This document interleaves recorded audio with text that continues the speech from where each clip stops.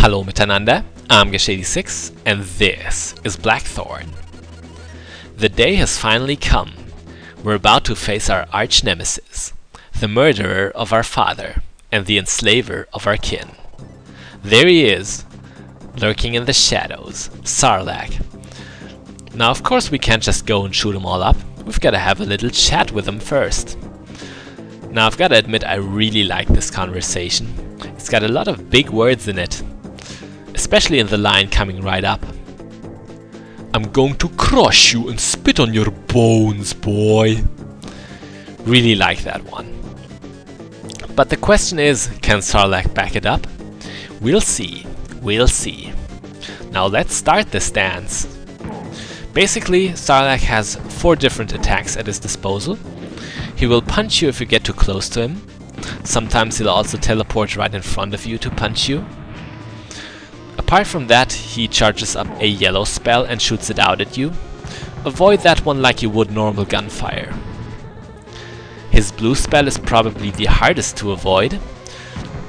Usually you can get out of the way by rolling, but sometimes it's better to just stand up and take a single step away from the electrified tiles.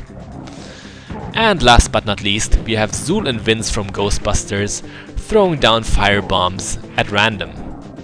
When that happens, just get out of the center area and you'll be fine. Now, when fighting Sarlac, I can only give you 2 major hints. Number 1, always keep rolling, just like Fred Durst tells you. That way you are much more mobile. And secondly, use the center area if you have to, but don't linger in it, and also don't panic trying to get out of there. That will just get you hurt. Okay, that was the final hit. No second phase or anything. Watch out, he's gonna blow. All I ever wanted was a bit of pizza.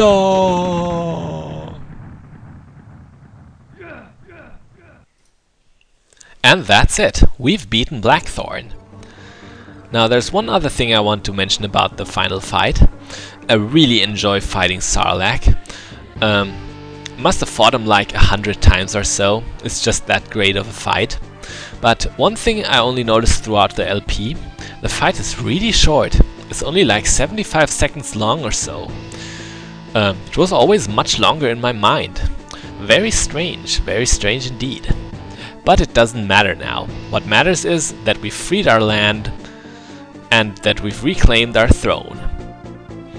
And also another thing that the game tells us, we're respected by our friends, feared by our enemies, and adored by all the ladies. Or maybe just this one. And maybe the seer. Though I'm not even sure about both of these. And maybe that is just a servant girl. Doesn't matter. It's not like those are the only ones on Tuul. Or maybe they are. But yeah, we've done it. We've finished the game. Let's have the credits roll. They're not very long credits. Blizzard back then was still a very humble studio. Didn't have like 1,000 servers and a gazillion subscribers to their games. But still, this game is really solid, and I really enjoy it for what it is. If I had to give more critique, I'd say that Blackthorne doesn't have a lot of replay value. You can't really do anything special in the stages, you can only survive and finish them. It's not really anything to explore or so. Just do what the game wants from you. But still, I really enjoy playing Blackthorne. Now, before the game ends completely, we have another scene. It is a relatively peculiar scene, and it is also a very familiar scene.